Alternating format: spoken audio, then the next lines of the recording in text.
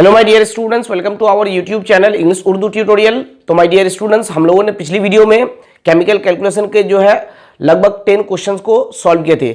मैं आपको एक क्वेश्चन सॉल्व करके दिया था, दूसरा आपको मैंने सॉल्व करने दिया था, फिर से मैं तीसरा सॉल्व किया, चौथा आपको सॉल्व करने दिया था। इसी तरह से हम लोग जो है 10 क्वेश्चन सॉल्व किए थे। अगर आप पिछली वीडियो नहीं देखे तो लिंक डिस्क्रिप्शन में मिल जाएगा, आप पिछली वीडियो को जरूर देखें। अगर पिछली वीडियो को देखेंगे तो उससे बेसिक कॉन्सेप्ट क्लियर हो जाएगा, आपको केमिकल कैलकुलेशन चैप्टर बहुत ही ईजी लगेगा।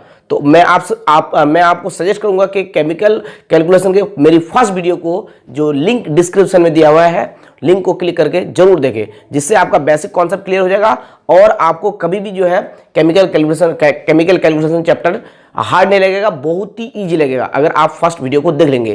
तो चलिए ज़्यादा ना बोल के, ज़्यादा टाइम वेस्ट ना करके हम लोग जो है आज पार्ट 2 यानी कि पार्ट 2 वीडियो को स्टार्ट करते हैं। तो देखिए, मैंने यहाँ पर एक क्वेश्चन लिया है, मैंने यहाँ पर 11 नंबर क्वेश्चन लिखा क्योंकि पिछले वीडियो में 10 नंबर तक हो गया था। ठीक है, bye reacting 10 gram calcium carbonate with HCl CO2 is produce. क्या बोल रहा है कि 10 ग्राम कैल्शियम कार्बोनेट को जो है HCl से रिएक्ट किया जाता है तो क्या प्रोड्यूस होता है? CO2 is produce, CO2 produce होता है। ठीक है, तो एक नंबर क्वेश्चन क्या है? How many gram of CO2 is produce, मतलब कितने ग्राम CO2 प्रोड्यूस होगा, ये एक नंबर क्वेश्चन है। 10 ग्राम कैल्शियम कार्बोनेट को HCl से रिएक्ट करने पर CO2 जो प्रोड्यूस होता है, कितने ग्राम CO2 प्रोड्यूस होगा, वो निकालना हुआ।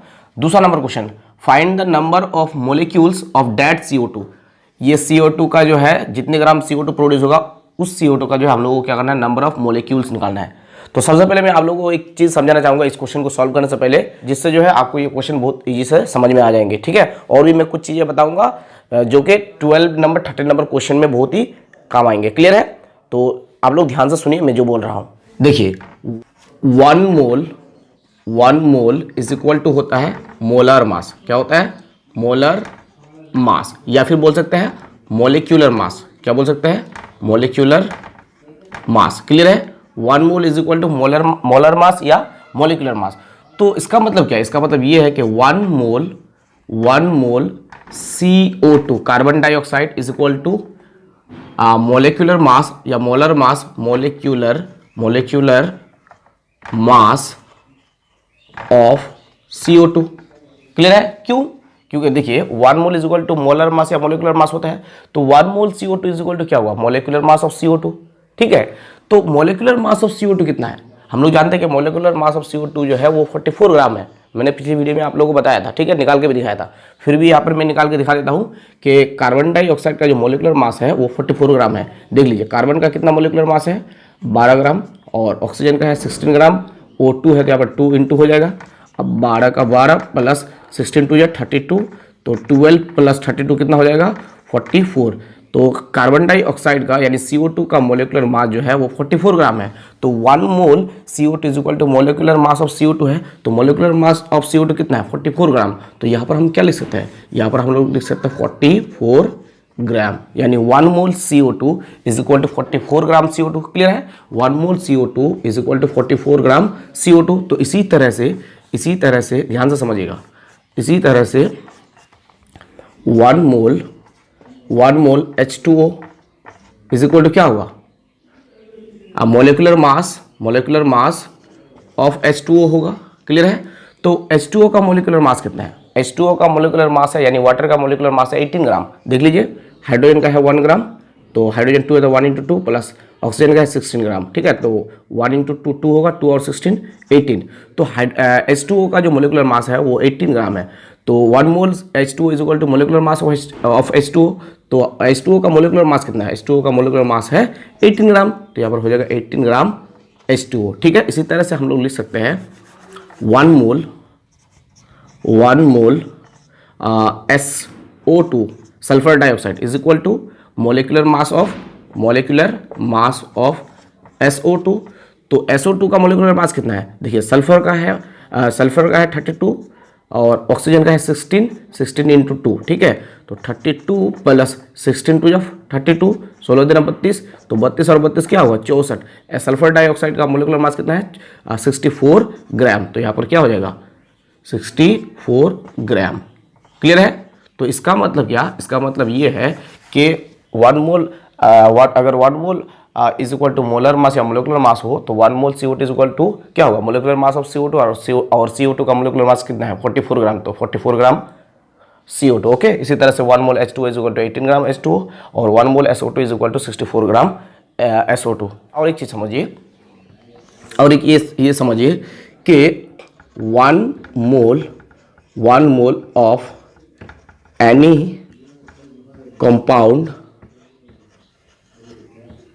मतलब किसी भी कंपाउंड के 1 मोल में जो है 6.023 into 10 raise to the power 23 molecule होते हैं। क्या होते हैं? मॉलिक्यूल्स होते हैं। किसी भी कंपाउंड के 1 मोल में कितने मॉलिक्यूल्स होते हैं? 6.023 into 10 raise to the power 23।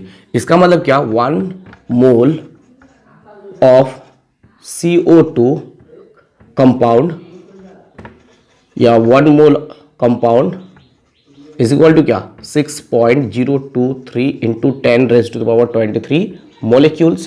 Clear है? क्लियर है? किसी भी कंपाउंड के 1 मोल में जो है 6.023 into 10 raise to the power 23 molecule होता है। तो इसका मतलब CO2 के 1 मोल में जो है CO2 के 1 मोल में जो है मॉलिक्यूल की तादाद कितनी होगी, 6.023 into 10 raise to the power 23। इसी तरह से 1 mole of H2O compound is equal to क्या होगा, 6.023 into 10 raise to the power 23 molecules. ठीक है, मॉलिक्यूल्स। इसी तरह से सल्फर डाइऑक्साइड का भी इतना ही होगा। तो हम लोग यहाँ पर क्या देखें कि 1 mole of any compound is equal to molar mass. Okay, यानी कि मोलिकुलर मास, यानी कि 1 mole CO2 is equal to 44 gram CO2, 1 mole H2 is equal to 18 gram H2, 1 mole SO2 is equal to 64 gram SO2, 1 mole SO2 is equal to 64 gram SO2। इसी तरह से यहाँ पर हम लोग क्या देखें कि 1 mole of any compound is equal to 6.023 into 10 raise to the power 23। तो इसका मतलब क्या, इसका मतलब ये है, ध्यान से समझिए, इसका मतलब ये है कि 1 mole CO2 is equal to क्या, 1 mole CO2 is equal to 44 gram CO2। Clear है? 1 mole CO2 is equal to 44 gram CO2 और 1 mole of any compound is equal to क्या होता है, 6.023 into 10 raise to the power 23 molecule. तो यहाँ पर क्या है, 1 मोल ऑफ CO2 कंपाउंड है। तो इसका मतलब ये इक्वल टू क्या हुआ, ये equal to 6.023 into 10 raise to the power 23 molecules. क्या? मॉलिक्यूल्स। क्यों? क्योंकि देखिए 1 mole is equal to molar mass होता है। ठीक है, तो 1 mole CO2 is equal to 44 gram CO2। Clear है? और 1 मोल ऑफ एनी कंपाउंड क्या होता है, 6.023 into 10 raise to the power 23 molecules. इसका मतलब 1 मोल CO2, ये जो 1 मोल CO2 कंपाउंड है, ये इज इक्वल टू कितना मॉलिक्यूल्स होगा, 6.023 into 10 raise to the power 23 molecules. Clear है? तो इसका मतलब ये तीनों के तीनों क्या है, बराबर है। ये तीनों के तीनों बराबर, यानी कि 1 mole CO2 is equal to 44 gram CO2 और 1 mole CO2 is equal to 6.023 into 10 raise to the power 23 molecules और 44 gram CO2 is equal to 6.023 into 10 raise to the power 23 molecules. ये सब में सब क्या है, इक्वल है। इसी तरह से हम लोग कह सकते हैं ना, 1 mole H2O is equal to 18 gram H2O। Clear है? और 6.02 is equal to 6.023 into 10 raise to the power 23 molecules.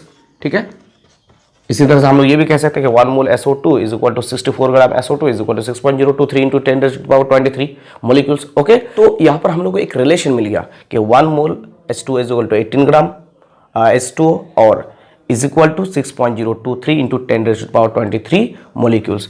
1 mole CO2 is equal to 44 gram CO2 is equal to 6.023 into 10 raised to the power 23 molecules. Clear है? और एक चीज कि जब भी हम लोग एसिड और बेस को रिएक्ट करेंगे, जब भी हम लोग एसिड और बेस या फिर बोल सकते हैं बेस और एसिड को रिएक्ट करेंगे, जब भी हम लोग बेस प्लस एसिड या बोल सकते हैं एसिड प्लस बेस इसको रिएक्ट करेंगे, यानी एसिड और बेस को जब भी रिएक्ट करेंगे तो हम लोग को 2 चीज़ मिलेंगे। एक तो मिलेंगे हम लोग को सॉल्ट यानी नमक और एक मिलेंगे हम लोग को वाटर यानी कि H2O। ठीक है, 2 चीज़ मिलेंगे, बेस और एसिड यानी एसिड प्लस बेस, ये दोनों को रिएक्ट करेंगे तो 2 चीज़ मिलेंगे, एक मिलेंगे सॉल्ट और एक मिलेंगे क्या, वाटर। क्लियर है? ये क्लास 9 में आप लोगों ने पढ़ा है कि एसिड और बेस को रिएक्ट करेंगे तो 2 चीज़ मिलेंगे, एक सॉल्ट मिलेंगे और एक वाटर मिलेंगे। ठीक है, देख लेते हैं एग्जांपल। जैसे कि बेस में ले लेते हैं NaOH प्लस, एसिड में ले लेते हैं H2SO4। तो H2SO4 H2SO4 क्या है? सल्फ्यूरिक एसिड, NaOH मतलब सोडियम हाइड्रोक्साइड। ये बेस है, ये एसिड है। तो बेस और एसिड को रिएक्ट करेंगे तो दो चीज मिलेंगे, एक सॉल्ट और एक वाटर। तो यहाँ पर सॉल्ट क्या मिलेंगे? देखिए Na2SO4 मिल जाएगा सॉल्ट, Na2SO4। और वाटर मिलेंगे, वाटर देखिए वाटर का फॉर्मूला होता है H2 यानी कि H2O मिलेंगे, ठीक है। अब इसको अगर बैलेंस करना चाहते हैं तो कर लीजिए। Na2 है तो यहाँ पर 2 लग जाएगा। अब 2 हाइड्रोजन हो गया, हाइड्रोजन 2 और 2 4, यहाँ पर हाइड्रोजन है 2 तो यहाँ पर 2 लगा दीजिए, 4 हाइड्रोजन हो गया, ठीक है ना। यहाँ पर ऑक्सीजन 2 हो गया, 2 और यहाँ पर ऑक्सीजन 4 है, 2 4 कितना हो गया? 6 ऑक्सीजन हो गया। इधर देखिए 2 ऑक्सीजन है और 4 ऑक्सीजन, कितना हो गया? 6 ऑक्सीजन हो गया, ठीक है। तो ये क्या हो गया? ये हो गया बैलेंस। ये क्या हो गया? ये बैलेंस हो गया, ठीक है, क्लियर है। और एक चीज समझिए, जब भी मेटल के साथ एसिड को रिएक्ट करेंगे तो हाइड्रोजन मिलेंगे, हाइड्रोजन गैस मिलेंगे, जब भी मेटल के साथ एसिड को रिएक्ट करेंगे, ठीक है। जैसे Zn, ये जिंक, ये मेटल है, मेटल के साथ एसिड H2SO4 को रिएक्ट किए तो क्या मिलेगा? क्या मिलेगा बोलिए? क्या मिलेगा? हम लोगों को हाइड्रोजन गैस मिलेगी, ठीक है, हाइड्रोजन गैस। तो यहाँ पर जिंक, ये मेटल है और ये एसिड, मेटल और एसिड को रिएक्ट करेंगे तो गैस मिलेंगे, कौन सी गैस? हाइड्रोजन गैस, यानी H2 मिलेंगे। तो H2 तो मिल गए, अब क्या बचा? जिंक सल्फेट, यानी कि प्लस क्या मिलेगा? Zn zinc sulphate, zinc sulphate, SO4 मतलब सल्फेट, ठीक है ना। SO4 मतलब सल्फेट। अगर ZnS लिखा हो तो जिंक सल्फाइड, FeS लिखा हो तो फेरस सल्फाइड, ठीक है। S आ जाने से सल्फाइड और SO4 होने से सल्फेट, क्लियर है। S आने से sulphide, zinc sulphide, ferrous sulphide, और SO4 आने से सल्फेट।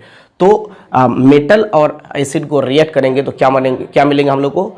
हाइड्रोजन गैस मिलेंगे, ठीक है। इसी तरह से और दिखा देता आपको, जैसे मैग्नीशियम, ये क्या है? मेटल है, और H2SO4 ये क्या है? ये सल्फ्यूरिक एसिड है। तो मेटल और एसिड को रिएक्ट करेंगे तो हाइड्रोजन गैस मिलेंगे, यानी कि H2 मिलेंगे प्लस MgSO4 यानी कि मैग्नीशियम सल्फेट मिलेंगे, MgSO4, क्लियर है। तो जब भी एसिड और बेस को रिएक्ट करेंगे तो सॉल्ट एंड वाटर मिलेंगे, और मेटल के साथ एसिड को रिएक्ट करेंगे तो हाइड्रोजन गैस मिलेंगे, ठीक है। मेटल के साथ एसिड को रिएक्ट करेंगे तो क्या मिलेंगे? हाइड्रोजन गैस, क्लियर है। अब आइए इस क्वेश्चन को सॉल्व करते हैं। क्वेश्चन क्या है देखिए, bye reacting 10 gram calcium carbonate with HCl, मतलब कैल्शियम कार्बोनेट को क्या किया जाता है? HCl से रिएक्ट किया जाता है, यानी कि CaCO3 को किससे रिएक्ट किया जाता है? HCl से, ठीक है ना, HCl, ठीक है, HCl से रिएक्ट किया जाता है, क्लियर है।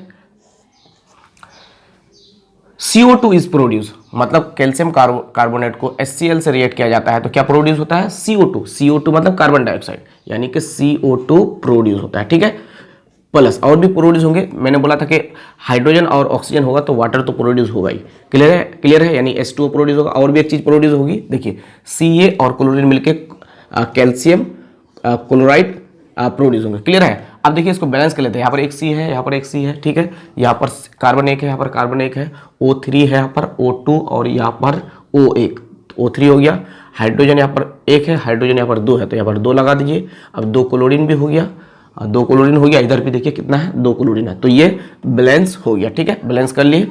चलिए अब यहाँ पर क्या बोल रहा है कि CO2 इज प्रोड्यूस, मतलब CO2 प्रोड्यूस हो रहा है। क्वेश्चन नंबर 1 में क्या, how many gram of CO2 is produce, मतलब कितने ग्राम CO2 प्रोड्यूस होगा, ये हमको क्या करना है? निकालना होगा। 10 ग्राम कैल्शियम कार्बोनेट को HCl से रिएक्ट करने से कितने ग्राम CO2 प्रोड्यूस होगा, ये निकालना होगा।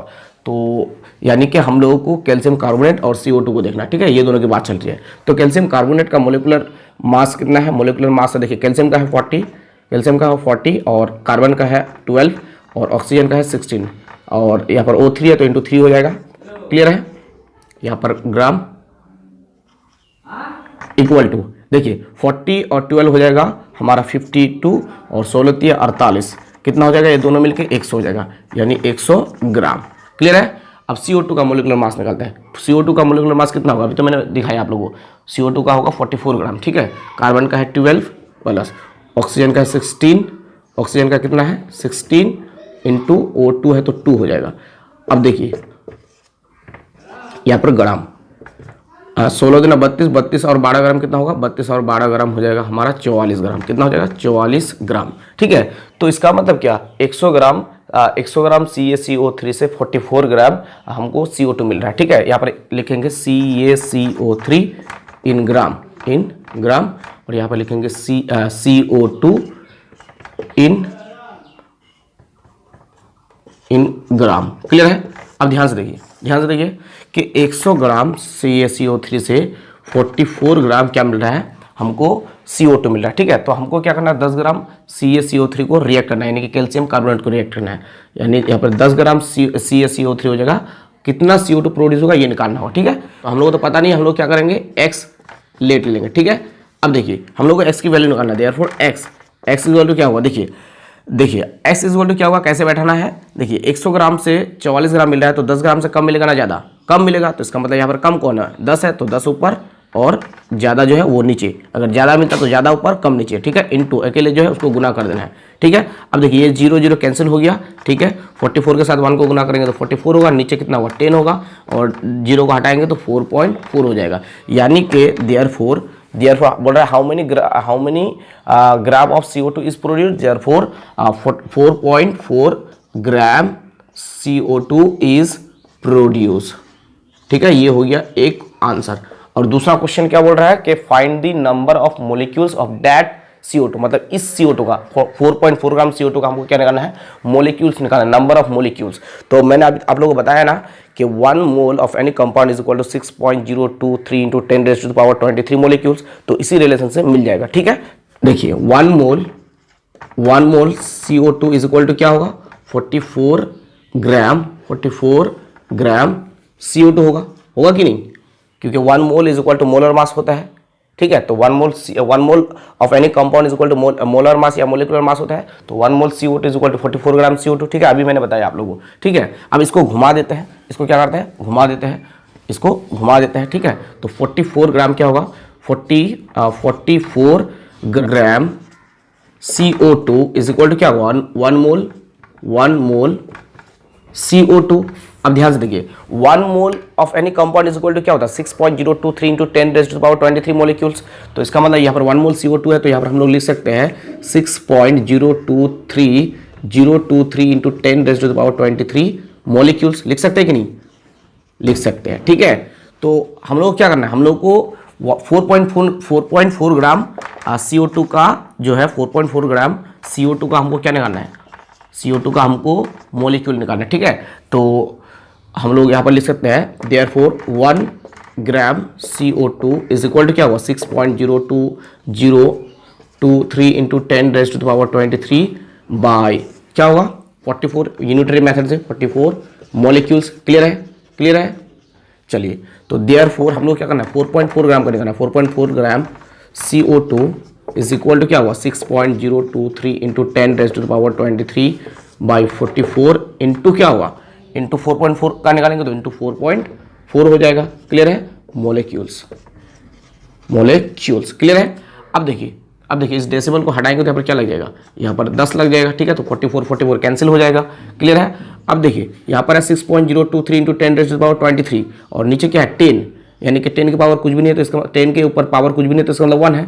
तो देखिए 10 यहाँ पर भी 10 यहाँ पर भी बेस सेम है।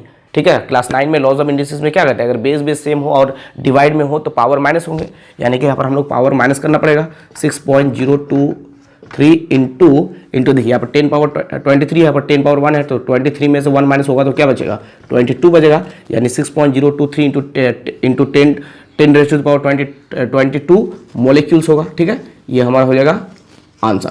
यही निकालने बोला है ना, ये हो जाएगा हमारा आंसर। यहाँ बोला कि find the number of molecules of that CO2, मतलब जो CO2 प्रोड्यूस हुआ 4.4 ग्राम उसका हमको क्या निकालना बोल रहा है नंबर ऑफ मोलिक्यूल्स, तो इतना नंबर ऑफ मोलिक्यूल्स होगा। ठीक है, निकालिए।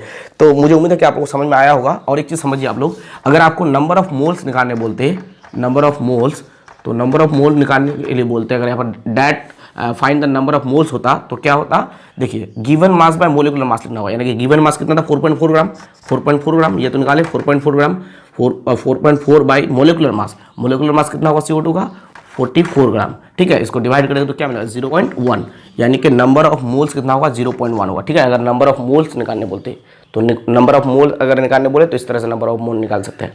क्लियर है। और मोलिक्यूल निकालने बोले तो इस तरह से निकाल सकते हैं। ठीक है, और एक चीज़ बता दूं मैं, ये जो है ये 6.023 इंटू 10⁻, इसको एवोगैड्रो नंबर कहा जाता है। आप लोगों ने पढ़ा होगा क्लास 9 में। ठीक है, और एवोगैड्रो नंबर को Na से डिनोट किया जाता है। किससे डिनोट किया जाता है, Na से। क्लियर है।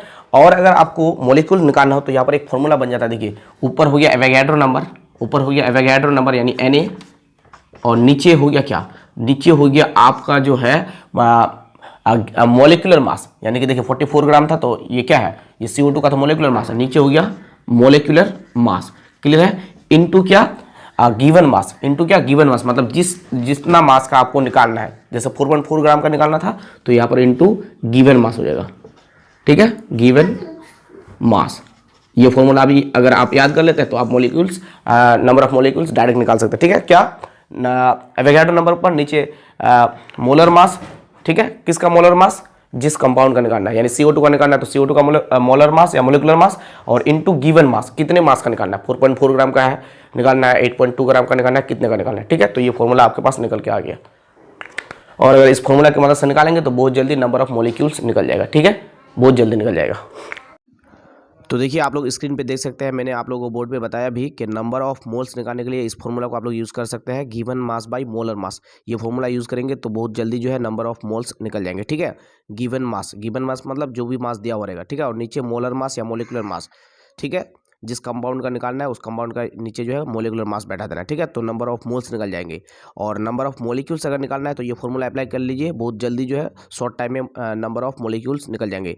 ऊपर क्या होगा, एवोगाड्रो नंबर, नीचे होगा मोलर मास या molecular mass into given mass. ठीक है, मैंने आप लोगों को अप्लाई करके भी यहाँ पर दिखाया। देखिए एवोगाड्रो नंबर की वैल्यू कितनी है, 6.023 इंटू 10⁻23, और नीचे मोलर मास CO2 का कितना, 44, तो नीचे मैंने 44 लिखा, इनटू गिवन मास मतलब यहाँ पर 4.4 ग्राम जो है कार्बन डाइऑक्साइड का जो है हम लोग क्या निकालना है, मॉलिक्यूल्स निकालना है, नंबर ऑफ मॉलिक्यूल्स निकालना है, तो इनटू 4.4। ठीक है, ये हो गया गिवन मास।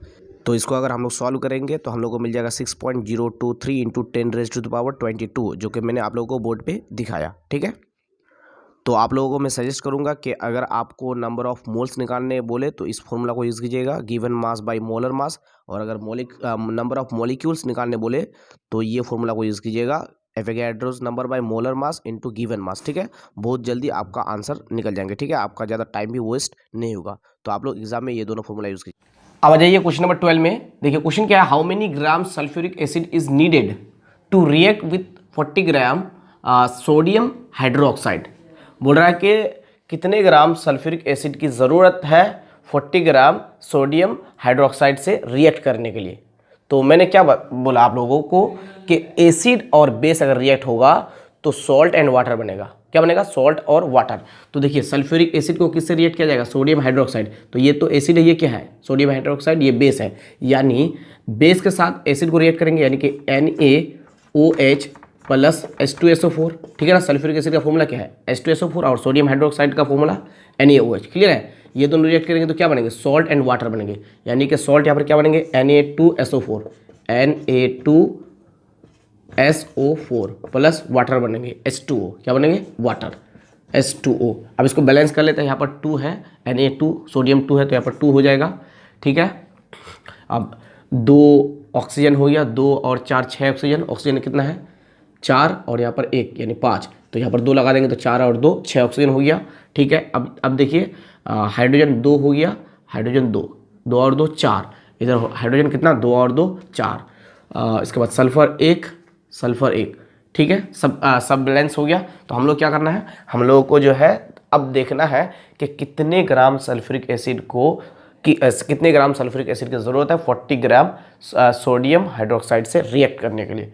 तो देखिए हम लोग को सिर्फ सोडियम हाइड्रोक्साइड और H2SO4 सल्फ्यूरिक एसिड को देखना है, ये सब को नहीं देखना है। ठीक है ना, ये दोनों की बात चल रही है।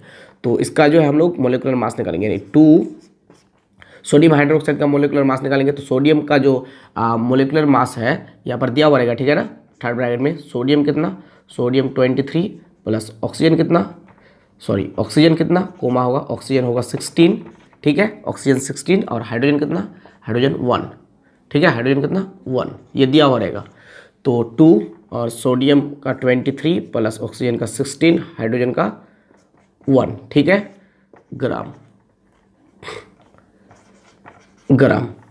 तो अब देखिए 23 और 1 कितना होगा 24 और 16 कितना हो जाएगा, 6 4 10 का 0, 2 और 1 3 और 1 4, 40 हो जाएगा, यानी कि 2 इंटू 40 ग्राम, यानी कि कितना हो जाएगा 2 इंटू 40 यानी कि 80 ग्राम।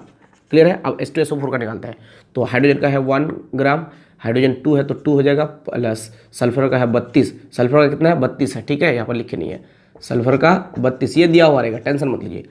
सल्फर का 32 प्लस ऑक्सीजन का 16, ऑक्सीजन 4 है, O4 है तो इंटू 4, क्लियर है।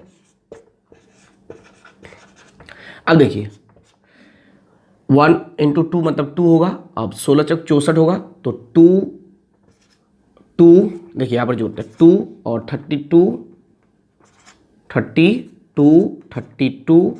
और 16 चौक 64, 2 2 4 4 और 4 8, 6 3 9, 98, यानी कितना हुआ 98 ग्राम होगा, क्लियर है। तो देखिए 80 ग्राम NaOH चाहिए 98 ग्राम सल्फ्यूरिक एसिड से रिएक्ट करने के लिए, ठीक है। तो आप एक तरफ लिखेंगे NaOH और इन ग्राम, और एक तरफ लिखेंगे H2SO4 इन ग्राम, क्लियर है। अब देखिए NaOH कितना चाहिए 80 ग्राम, और H2SO4 सल्फ्यूरिक एसिड कितना 98 ग्राम, ठीक है, यानी 80 ग्राम NaOH रिएक्ट करेंगे 98 ग्राम H2SO4 से, तो हम लोग कितने को रिएक्ट कराएंगे 40 ग्राम सोडियम हाइड्रोक्साइड को, ठीक है, यानी कि 80 ग्राम सोडियम हाइड्रोक्साइड को रिएक्ट करने के लिए 98 ग्राम H2SO4 की ज़रूरत पड़ती है। 80 ग्राम सोडियम हाइड्रोक्साइड को रिएक्ट करने के लिए 98 ग्राम सल्फ्यूरिक एसिड की ज़रूरत पड़ती है, तो हम लोग 40 ग्राम को रिएक्ट करेंगे, 40 ग्राम सोडियम हाइड्रोक्साइड को रिएक्ट करेंगे तो कितने सल्फ्यूरिक एसिड की ज़रूरत पड़ेगी ये हम लोग को निकालना पड़ेगा, ठीक है। तो ये तो हम लोग को पता नहीं, तो हम लोग यहाँ पर x कंसिडर कर लेंगे, तो देयरफॉर x की वैल्यू क्या होगी H2SO4 की वैल्यू, ठीक है। तो x की वैल्यू निकालेंगे कैसे, ध्यान से देखिए 80 ग्राम सोडियम हाइड्रोक्साइड के लिए 98 ग्राम चाहिए, तो 40 ग्राम के लिए कम चाहिए या ज़्यादा, कम चाहिए, तो यहाँ पर कम कौन है 40 है, तो 40 ऊपर 80 नीचे, इंटू अकेले जो है वो इंटू में बैठ जाएगा। तो देखिए 41 जो 40, 42 जो 80, ठीक है। तो 2 से अगर 98 को काटेंगे तो 2 4 8 बचेगा 1 1 8 18 2 9 18, कितना मिला 49, यानी कि therefore required H2SO4 is equal to 49 gram, ये हो गया आंसर, ठीक है, बहुत ही ईजी था। अब आ जाइए क्वेश्चन नंबर 13 में। देखिए क्वेश्चन नंबर 13 जो है बहुत ही ज़्यादा इंपॉर्टेंट है, ठीक है, वेरी वेरी इंपॉर्टेंट है, और मैंने जितने भी क्वेश्चन सॉल्व किया, जितने भी, ठीक है ना, फर्स्ट वीडियो में और सेकंड वीडियो में, इसी तरह की क्वेश्चन जो है माध्यमिक में पूछा जाएगा, यानी एग्जाम में बोर्ड में ऐसा ही क्वेश्चन आने का चांस है, ठीक है। मैंने जो बोला ऐसा नहीं कि वही आएगा जो मैंने करवाया, बस थोड़ा सा वहाँ पर जो है, जैसे कि यहाँ पर जो है 50% है 30%, मतलब वैल्यू मैग्नीट्यूड बदल देंगे, लेकिन क्वेश्चन उसी तरह का ही होगा, ठीक है। तो सीरियसली लीजिएगा। देखिए क्वेश्चन क्या है यहाँ पर 13 नंबर में, how much lime will be obtain by heating 500 gram of 50% pure lime stone. देखिए क्वेश्चन में क्या बोल रहा है कि how much lime will be obtain, कितना लाइम ऑब्टेन होगा, विल बी ऑब्टेन, लाइम मतलब CaO, कैल्शियम ऑक्साइड को लाइम कहा जाता है, क्विक लाइम, ठीक है। तो how much lime will be obtain, कितना लाइम ऑब्टेन होगा, कितना लाइम ऑब्टेन होगा, हासिल होगा, बाय हीटिंग 500 ग्राम, मतलब 500 ग्राम को हीट करके, और 50%, 500 ग्राम का 50% प्योर लाइम स्टोन, यानी 500 ग्राम 50% प्योर लाइम स्टोन को हीट करने पर कितने ग्राम लाइम हमको मिलेंगे, ये हम लोग को निकालना है।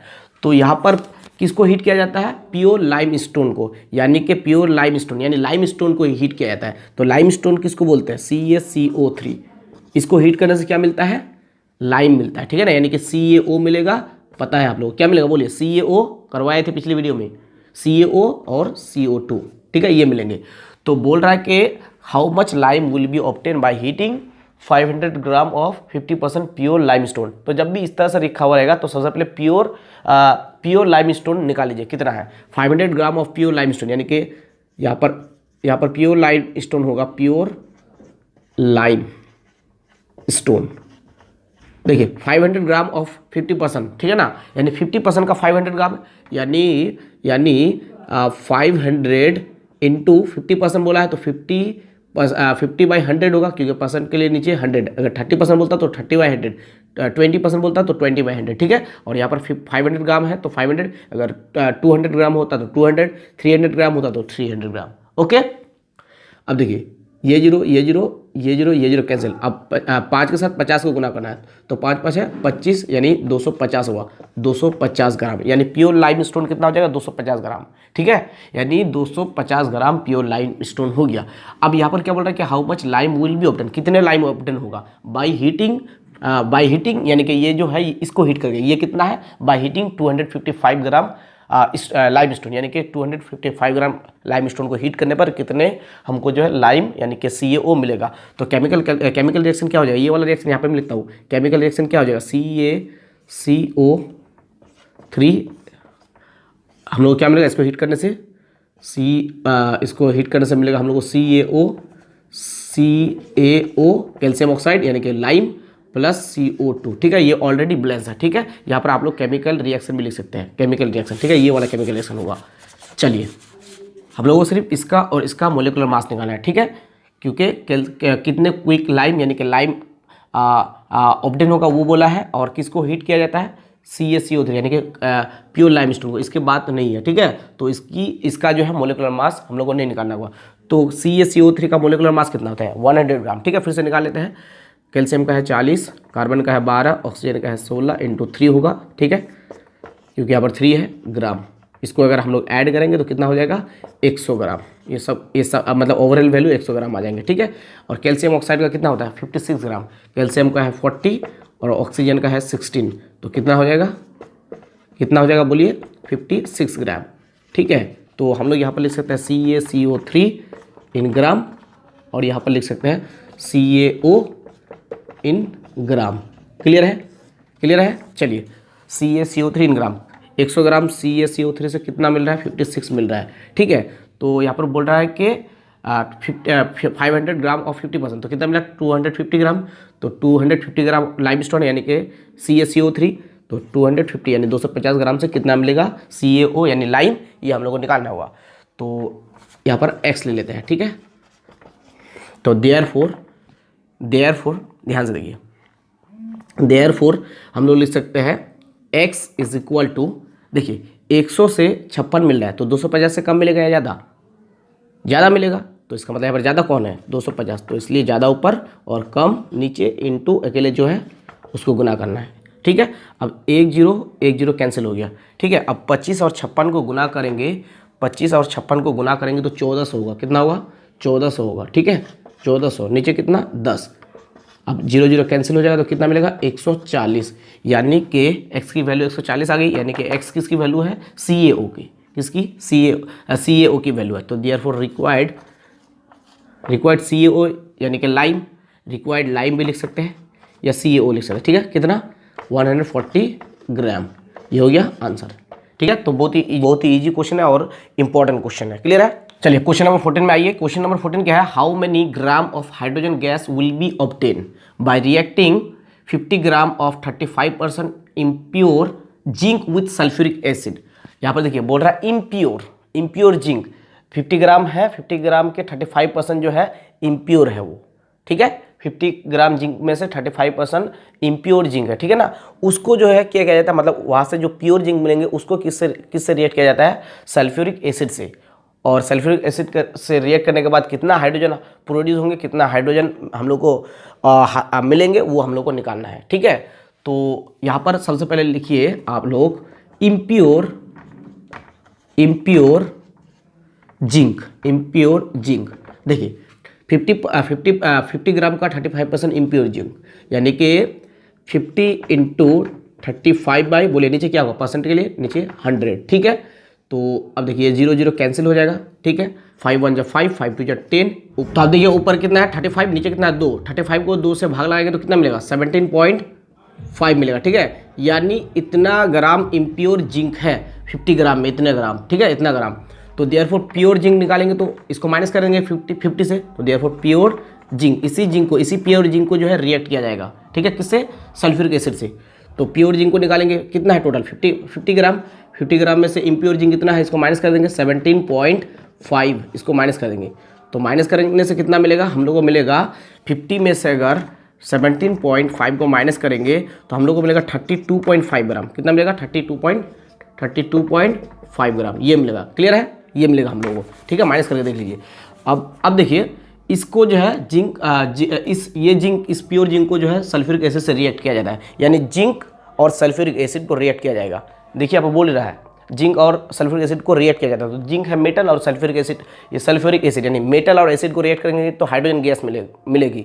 और यहाँ पर बोल भी रहा है, देखिए how many gram of hydrogen gas will be obtain. मैंने पहले ही बताया कि मेटल और एसिड को रिएक्ट करेंगे तो हाइड्रोजन गैस मिलेंगे, ठीक है। तो यहाँ पर किस किस को रिएक्ट किया जाता है, जिंक और सल्फ्यूरिक एसिड, यानी Zn plus sulphuric acid. Sulphuric acid का फॉर्मूला है H2SO4। तो ये हो गया मेटल, ये हो गया एसिड। मेटल और एसिड को रिएक्ट करेंगे तो क्या मिलेंगे, हाइड्रोजन गैस। और यहाँ पर बोला भी है कि हाइड्रोजन गैस प्रोड्यूस हो रहा है, ठीक है। यहाँ पर देख के ही समझ जाना चाहिए आप लोगों को, ठीक है। प्लस अगर पता नहीं है कि मेटल और एसिड को रिएक्ट करेंगे तो हम लोग को हाइड्रोजन मिलेंगे, पता नहीं है, तो यहाँ पर देख के समझ जाना होगा कि क्या मिल रहा है। देखिए how many gram of hydrogen gas will be obtain bye reacting 50 gram of 35% impure zinc with sulphuric acid. Clear है। तो अब ध्यान से देखिए हाइड्रोजन गैस तो मिल गए, अब क्या ये तो मिल गया, अब बचा जिंक और सल्फेट, तो जिंक सल्फेट हो जाएगा। क्या हो जाएगा, जिंक सल्फेट। देखिए ये ऑलरेडी बैलेंस है, ठीक है, इसको बैलेंस करने की कोई ज़रूरत नहीं है। अब ध्यान से देखिए हम लोगों को क्या करना है, जिंक का और हाइड्रोजन का जो है मोलिकुलर मास निकालना है, ठीक है। किसका, जिंक का और हाइड्रोजन का, क्योंकि जिंक और हाइड्रोजन के ही बारे यहाँ पर बोल रहा है। 50 ग्राम और 35% इम्प्योर जिंक, ठीक है, इसका और हाइड्रोजन का कितना हाइड्रोजन ऑब्टेन होगा ये निकालने बोला है। तो इसका और इसका मोलिकुलर मास निकालेंगे, तो चलिए फटाफट से निकालते हैं। जिंक का मोलिकुलर मास जो है वो 65 है, इस क्वेश्चन में 65 दिया गया है, जिसको मैं सेलेक्ट किया, ठीक है। लेकिन कल जो हम लोग सॉल्व किए थे 65.4 वैल्यू पुट किए थे, जिंक का मोलिकुलर मास 65.4, ठीक है। और किसी किसी बुक में जो है 65.8 भी दिया हुआ है, ठीक है। तो क्वेश्चन में जो रहेगा वही वैल्यू आप लोगों को पुट करना है। तो यहाँ पर वैल्यू कितने हैं, 65, तो 65 जिंक की जगह 65, यानी जिंक का मोलिकुलर मास है 65, तो 65 ग्राम।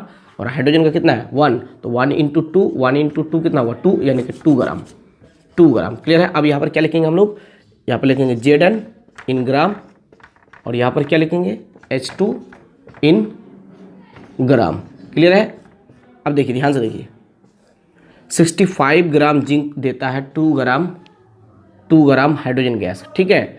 देखिए क्या बोल रहा है कि 50 ग्राम ऑफ 35% इम्प्योर जिंक को जो है सल्फ्यूरिक एसिड से रिएक्ट किया जाता है। तो उसमें से इम्प्योर कितना आ गया 17.5। इसको यहाँ पर नहीं, इस वैल्यू को पुट नहीं करेंगे, क्योंकि इम्प्योर को क्या थोड़े ना रिएक्ट कर सकते हो, प्योर को रिएक्ट करना है, यानी कि 32.5 ग्राम को रिएक्ट करना है, यानी कि जिंक यहाँ पर कितना हो जाएगा 32.5 ग्राम, ठीक है। अब कितने ग्राम हाइड्रोजन गैस प्रोड्यूस होंगे, ऑब्टेन होंगे, वो निकालना है, ठीक है। देखिए यहाँ पर बोल रहा है how many gram of hydrogen will be obtain, तो कितने ग्राम होंगे ये निकालना है। तो हम लोगों को तो पता नहीं कितने ग्राम होंगे, तो क्वेश्चन मार्क दे सकते हैं, ठीक है ना। तो देयरफॉर, अच्छा यहाँ पर एक्स भी कंसिडर कर सकते हैं, या आप लोग जो है क्वेश्चन मार्क भी दे सकते हैं, ठीक है। एक्स देंगे तो लेट लेना है, और अगर क्वेश्चन मार्क देंगे तो कुछ भी नहीं करना है, ठीक है। तो देखिए हम लोग लिख सकते हैं रिक्वायर्ड हाइड्रोजन। अब देखिए 65 ग्राम जिंक से 2 ग्राम हाइड्रोजन गैस बन रहा है, तो 32.5 ग्राम से कितना, मतलब 65 ग्राम जिंक से 2 ग्राम हाइड्रोजन गैस प्रोड्यूस होता है, तो 32.5 ग्राम से कम बनेंगे ना ज़्यादा, कम बनेंगे, क्योंकि देखिए जिंक कम हो गया तो हाइड्रोजन गैस भी कम बनेंगे। तो यहाँ पर कम कौन है 32.5, ये कम है, ठीक है। तो कम बाई ज़्यादा होगा, ज़्यादा कौन है 65 इंटू अकेले जो है वो गुना हो जाएगा। अब देखिए डेसिमल को हटाएंगे तो नीचे 0 लग जाएगा, ठीक है। अब देखिए 2 और 350 को गुना करेंगे तो 650 होगा, क्लियर है। और नीचे क्या है 650 कैंसिल होगा तो क्या मिलेगा 1 मिलेगा, यानी रिक्वायर्ड हाइड्रोजन कितना हो जाएगा 1 ग्राम हो जाएगा। क्या हो जाएगा 1 ग्राम, ये हो गया आंसर। तो बहुत ही इजी क्वेश्चन है, क्लियर है। अब आ जाइए क्वेश्चन नंबर 15 में। क्वेश्चन नंबर 15 क्या है, how many gram of ferrous sulphide is needed to produce 1.7 gram hydrogen sulphide by reacting with H2SO4। बोल रहा है कि कितने ग्राम फेरस सल्फाइड की ज़रूरत है क्या करने के लिए, 1.7 ग्राम हाइड्रोजन सल्फाइड प्रोड्यूस करने के लिए, ठीक है। बोल रहा है कितने ग्राम फेरस सल्फाइड का मतलब FeS, फेरस सल्फाइड के लिए FeS, कितने ग्राम फेरस सल्फाइड की ज़रूरत है क्या करने के लिए 1.7 ग्राम हाइड्रोजन सल्फाइड प्रोड्यूस करने के लिए, यानी कि प्रोड्यूस क्या होंगे हाइड्रोजन सल्फाइड, यानी कि H2S, S लग जाने से ही सल्फाइड हो जाएगा, यानी कि H2 हाइड्रोजन के लिए H2 और सल्फाइड के लिए S, ठीक है। जब भी S आएगा तो सल्फाइड, और SO4 होगा तो सल्फेट, मैंने बताया आप लोगों को, ठीक है। तो बोल रहा है कि how many gram of ferrous sulphide is needed, कितने ग्राम फेरस सल्फाइड की ज़रूरत है, ठीक है, to produce 1.7 gram hydrogen sulphide, क्या क्या प्रोड्यूस करने के लिए, 1.7 ग्राम हाइड्रोजन सल्फाइड को प्रोड्यूस करने के लिए, यानी कि ये प्रोड्यूस करने के लिए, ठीक है। बाय रिएक्टिंग विथ H2SO4 यानी सल्फ्यूरिक एसिड, किसके साथ रिएक्ट करना है, यानी फेरस सल्फाइड को H2SO4 के साथ रिएक्ट करना है। तो देखिए ध्यान से देखिए, फेरस सल्फाइड को यानी FeS को किससे रिएक्ट करना है, H2SO4 से रिएक्ट करना है।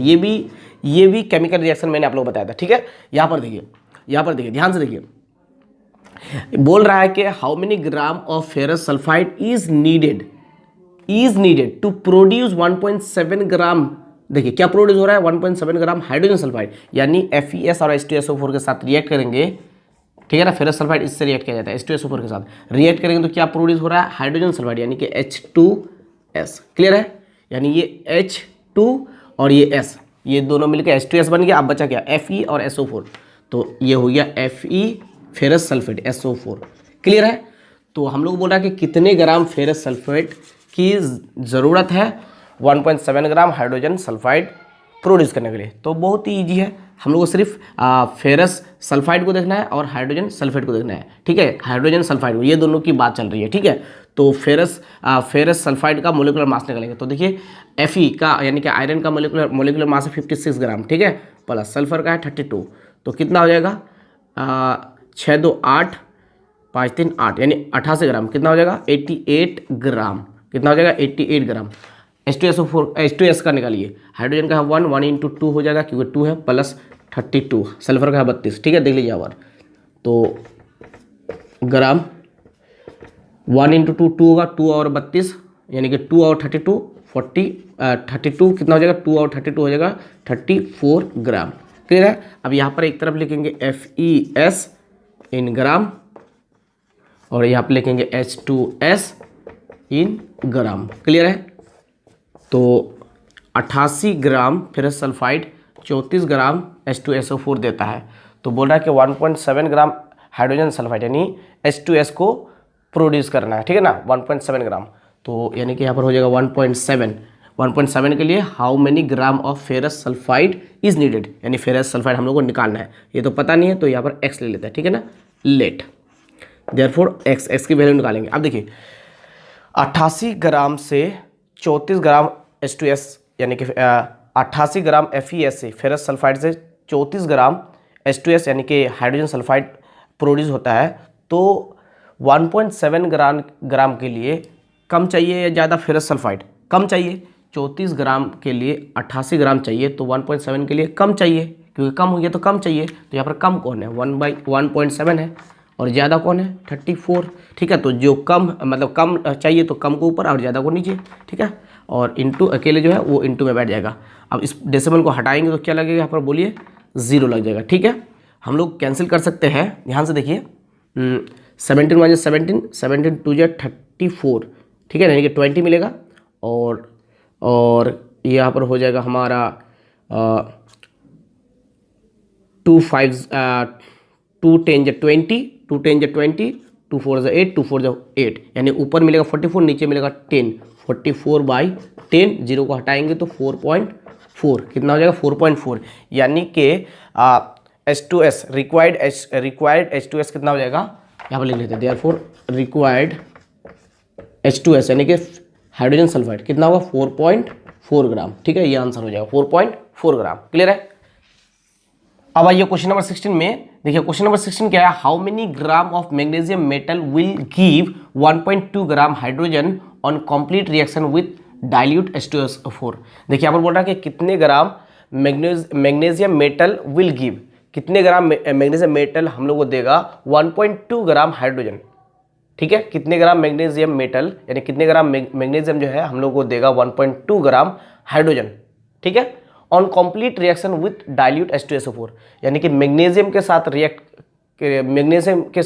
रिएक्ट क्या होता है H2SO4, यानी कि मैग्नीशियम और H2SO4 का रिएक्शन हो रहा है, ठीक है। तो कितने ग्राम मैग्नीशियम जो है हम लोग को 1.2 ग्राम हाइड्रोजन गैस देंगे, ये क्वेश्चन है, ठीक है। तो मैंने क्या बताया कि मेटल और H2SO4 यानी कि सल्फ्यूरिक एसिड, मेटल और एसिड का रिएक्ट हुआ तो हाइड्रोजन गैस ही हमको मिलेंगे। क्या मिलेंगे, पहले ही बताया हाइड्रोजन गैस मिलेंगे। मेटल और एसिड का रिएक्ट होगा तो हाइड्रोजन गैस मिलेंगे।